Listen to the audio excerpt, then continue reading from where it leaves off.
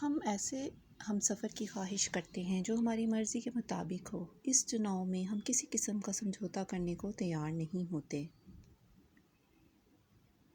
دنیا عجیب و غریب لوگوں سے بھری پڑی ہے۔ کچھ کو پیسہ اور نام چاہیے، کچھ اختیارات کے متمنی اور کچھ شہرت کے پیچھے بھاگتے ہیں، کچھ کو سکون کی تلاش ہے۔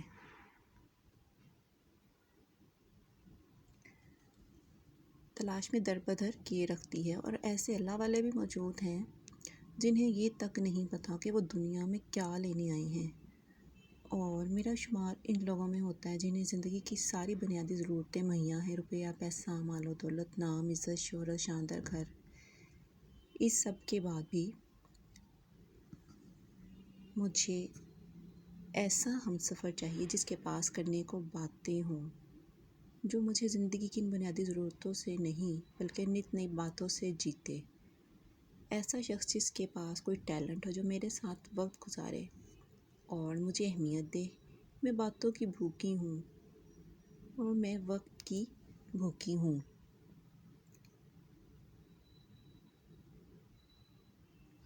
یہ میری خواہش ہے تو کیا میں غلط ہوں؟ ہر انسان کی خواہشیں ہوتی ہیں۔ اگر میری خواہش روپے پیسے کے علاوہ کچھ اور ہے تو کیا یہ خواہش فضول ہے؟ مہندی کی تقریب عروج پر تھی۔ فضا میں ابٹن اور مہندی کی خوشبو کے ساتھ ساتھ مریم مسلم کی خوشبو نے عورتوں اور بچوں میں ہلچل مچائی ہوئی تھی۔ وہ پیلے دوپٹے کا گھونگھٹ نکالے، دونوں ہاتھوں پر پھیلے ہوئے پان کے پتے رکھے ہتھیلی کو پھیلائے بیٹھی تھی۔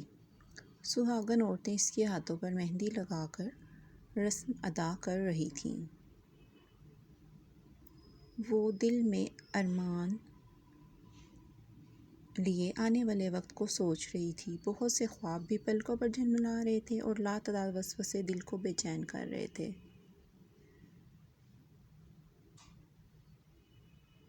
رات کے مہندی کا فنکشن ختم ہوا تو اس کے ہاتھوں پر مہندی کے پھول بنائے گئے، بالوں کو تیل لگایا گیا۔ صبح بارات آنا تھی، اس نے تیار ہونا تھا، دلہن بننا تھا۔ وہ مہندی کی خوشبو کو محسوس کرتے کرتے آنکھیں موندے سونے کی کوشش کرنے لگی تھی، لیکن نیند آنکھوں سے کوسوں دور تھی۔ فجر کی اذان کے ساتھ ہی وہ بھی اٹھ کر بیٹھ گئی، مہندی لگے ہاتھ دھوئے،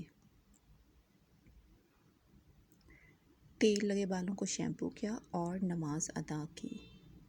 اپنے لیے بہتر زندگی کی دعا مانگی۔ دن چڑھے، بیوٹیشن نے آ کر کمال مہارت سے اس کے حسن کو نکھارا۔ ہر کوئی اس کی خوبصورتی کے گن گانے لگا تھا۔ اور پھر بارات آئی، ساری رسمیں ادا ہوئیں اور وہ دلہن رخصت ہو کر ایک آنگن سے کسی اور کے آنگن میں چلی گئی۔ عدالت کے اس فیصلے کو جس نے بھی سنا تھا، اس کا منہ کھلا کا کھلا رہ گیا تھا۔ کمال ہے بھئی، کیا زمانہ آ گیا ہے! عجیب کہانی ہے۔ اب ایسی صورتحال پر بھی عدالتوں کے دروازے کھٹکھٹائے جائیں گے۔ سب قیامت کی نشانیاں ہیں۔ جہاں باتیں ہو رہی تھیں، وہاں بڑی بوڑھی عورتوں نے کانوں کو ہاتھ لگا کر اس کیس کو قیامت کی نشانی قرار دے دیا تھا۔ 3 مہینے کی تاریخ کے بعد آج ایک بار پھر اسی کیس کی فائل عدالت کے سامنے موجود تھی، اور عدالت میں موجود ہر ایک نفوس حیرت میں مبتلا تھا۔ مجرم ایک مرد تھا، وہ مرد جس نے ایک ذمہ داری اٹھائی تھی، اور کیس دائر کرنے والی عورت وہی عورت تھی جو ایک آنگن کو چھوڑ کر دوسرے آنگن میں زندگی گزارنے آئی تھی۔ عجیب صورتحال تھی۔ وہ مرد مجرم نہ ہوتے ہوئے بھی ایک سنگین جرم کے الزام میں سر جھکائے کٹہرے میں کھڑا تھا، اور وہ عورت چہرے پر عجیب تاثرات لیے اسے دیکھ رہی تھی۔ کیس کی سنوائی شروع کرنے کا کہا گیا تو دونوں کے وکیلوں نے ایک دوسرے کو دیکھا۔ دونوں عجیب شش و پنج کا شکار تھے۔ ہزاروں کیس اس عدالت میں آتے تھے، عورت کی مظلومیت کے، مرد کے تشدد کے، ساس اور نندوں کے مظالم کے۔ کہیں بہو کو آگ لگا کر مار دیا گیا تھا، لیکن اس ایک منفرد نوعیت کے کیس نے ہلچل مچا دی تھی۔ فتح کس کے حصے میں آئے گی؟ مجرم کون قرار پائے گا؟ اس تجسس نے عدالت کو لوگوں سے بھر دیا۔ محترمہ، آپ یہ بتائیں کہ آپ کے سامنے کٹہرے میں کھڑے شخص سے کیا رشتہ ہے؟ ساجد کے وکیل نے بلا کر جرا شروع کی۔ یہ میرا خاوند ہے، ثمینہ پر اعتماد انداز میں بولی۔ کتنا عرصہ ہوا ہے شادی کو؟ وکیل نے پوچھا۔ 18 ماہ، ثمینہ نے جواب دیا۔ 18 ماہ؟ یقیناً آپ کے موکل جو کہ آپ کے شوہر ہیں، انہوں نے بہت ظلم ڈھائے ہوں گے آپ پر، وکیل نے ثمینہ کی طرف دیکھتے ہوئے سوال کیا۔ نہیں، وہ ابھی تک اسی اعتماد سے کھڑی تھی۔ مار پیٹ کی ہوگی؟ نہیں۔ آپ سے کوئی کس قسم کا کاروبار کروانا چاہتا ہوگا؟ نہیں۔ آپ پر پابندی لگا رکھی ہوگی؟ نہیں۔ آپ کو آپ کے والدین سے ملنے سے روکتا ہوگا؟ نہیں۔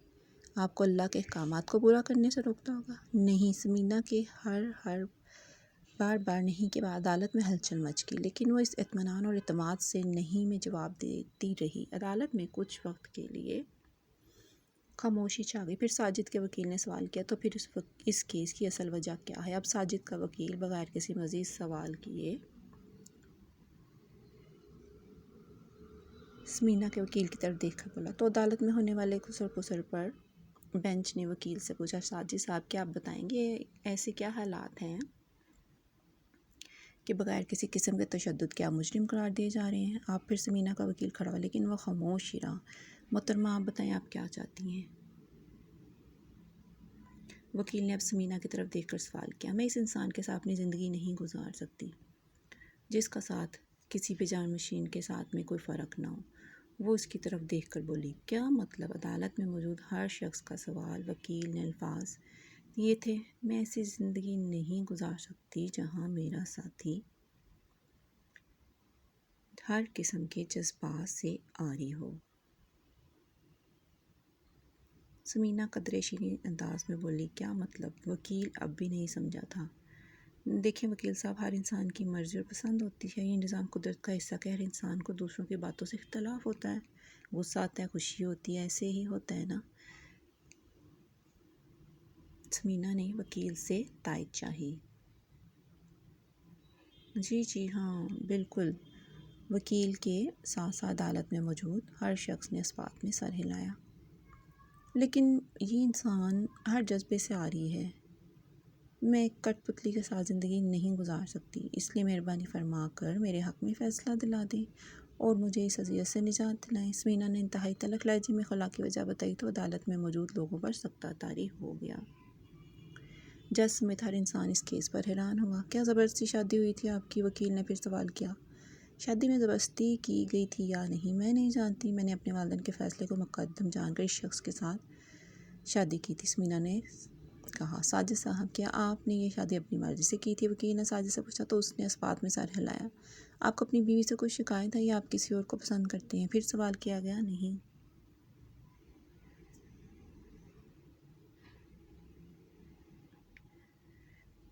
آپ کی بیوی میں بہت سی برائیاں ہیں، کوئی انسان برائیوں سے پاک نہیں ہوتا۔ تو ایک بار پھر سے نہیں کی تکرار جاری ہوئی۔ جج صاحب، آپ وقت ضائع کر رہے ہیں، مہربانی فرما کر اب فیصلہ سنا دیں۔ جم گویاں جاری تھیں، دونوں فریق بظاہر برائیوں سے مبرہ تھے،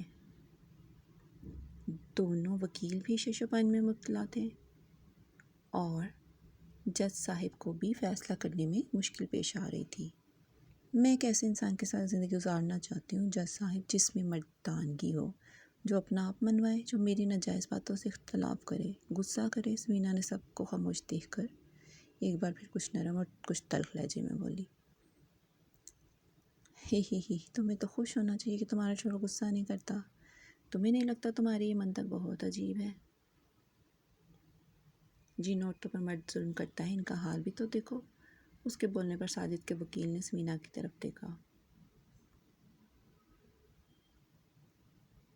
کمزور مرد عورت پر ظلم کر کے اپنی مردانگی دکھاتا ہے، اس پر غصہ کر کے مار پیٹ سے عورت پر جتاتا ہے کہ وہ حاکم اور مرد ہے۔ جو مرد ظلم کرتا ہے وہ جانتا ہے کہ وہ کمزور ہے، وہ عورت پر اپنی کمزوری پوشیدہ رکھنے کے لیے ظلم کا سہارا لیتا ہے۔ سمینا غصے سے بولی، تو آپ کیوں چاہتی ہیں کہ سائد صاحب آپ پر ظلم کریں؟ کیوں چاہتی ہیں کہ یہ کمزور ہوں؟ ساجد کے وکیل نے اس کو لاجواب کرنا چاہا۔ عورت کو کمزور مرد نہیں چاہیے، عورت بزدل مرد کا خواب بھی نہیں دیکھتی۔ عورت کو وہ مرد چاہیے جو اس کو عزت دے، اس پر حکومت کرے، اس سے محبت کرے، وہ گھر کا سربراہ ہو، بادشاہ نہ ہو کہ بھیگی بلی۔ سمینا مضبوط لہجے میں بولی،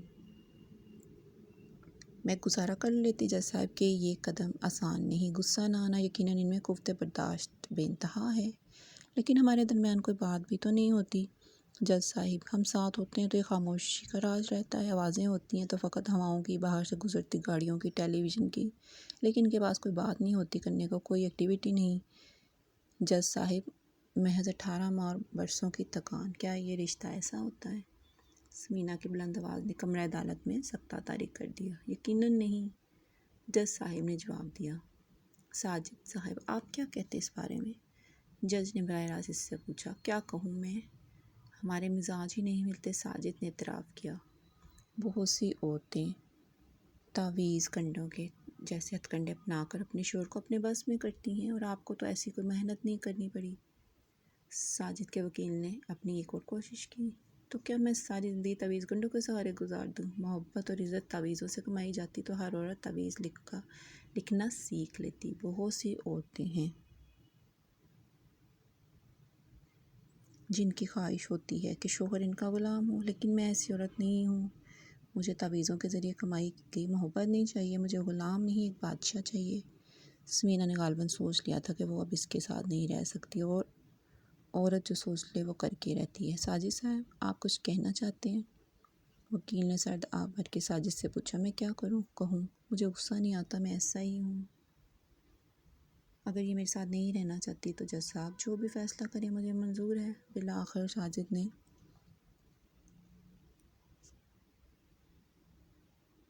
زبان کھولی اور عدالت میں موجود ہر شخص پر سکتہ طاری ہو گیا۔ آپ بھی سوچ لیں، یہ کوئی آسان بات نہیں ہے۔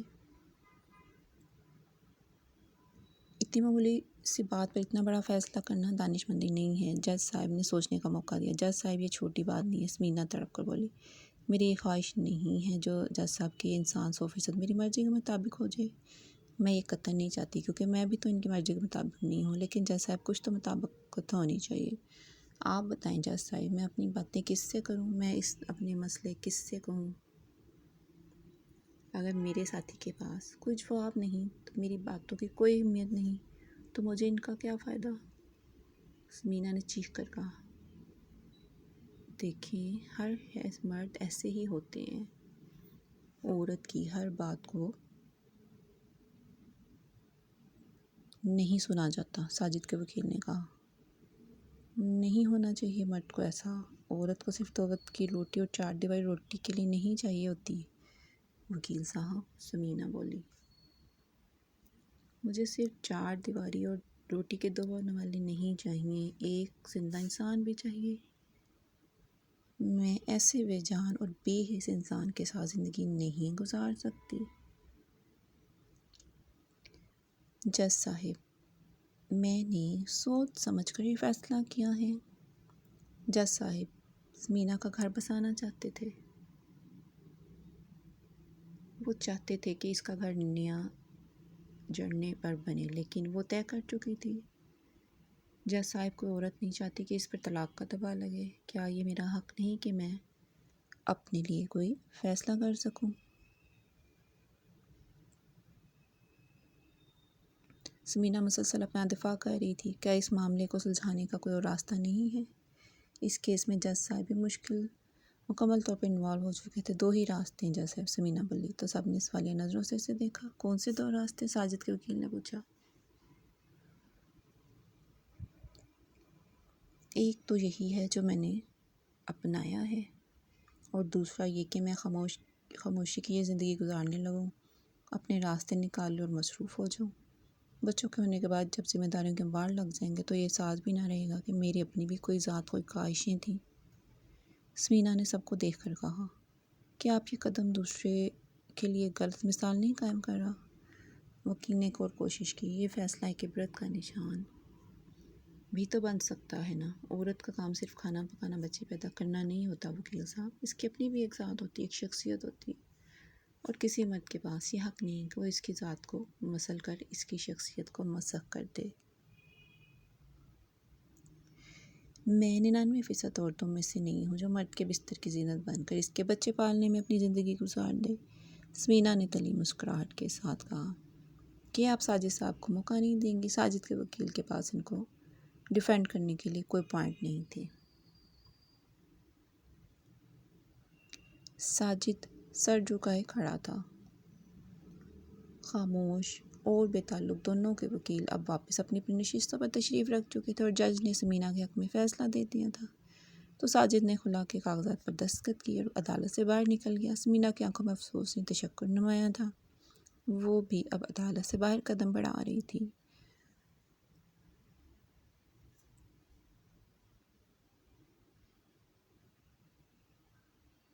عدالت میں موجود ہر شخص پر گویا سے ایک سکتہ طاری تھا، ایک خاموشی ہر طرف پھیل چکی تھی۔ اسی سکوت کے زیر اثر ہر شخص عدالت سے باہر نکل رہا تھا۔ میں وہ ہوں جس کو صرف 2 نوالے روٹی اور سر چھپانے کو چھت نہیں چاہیے تھی۔ میں وہ ہوں جس کی خواہشیں زندگی کی بنیادی ضرورتوں سے ہٹ کر تھیں۔ اگر میں نے اپنے لیے آواز اٹھائی تو کیا غلط کیا؟ اگر مجھے ایک روایتی زندگی نہیں گزارنی تھی تو کیا اس میں میرا قصور تھا؟ آج جب میں اپنے گھر تنہا بیٹھی ہوں تو یہ باتیں سوچ رہی ہوں۔ ہاں، میں غلط تھی، میں نے جذبات میں آ کر غلط فیصلہ لیا تھا۔ میں انتظار کر لیتی، سمجھوتہ کر لیتی تو آج میری زندگی مختلف ہوتی۔ انسان کے جذبات میں کیسے فیصلے غلط ہوتے ہیں؟ کیا تھا جو ساجد مجھے وقت نہیں دے رہا تھا؟ میں انتظار کر لیتی، بچے ہو جاتے، ان کے ساتھ وقت گزار لیتی، اپنی محبت کی سمت بدل لیتی تو آج میں تنہا نہ ہوتی۔ سمینا نے افسردگی سے تکیہ سر پر رکھ دیا۔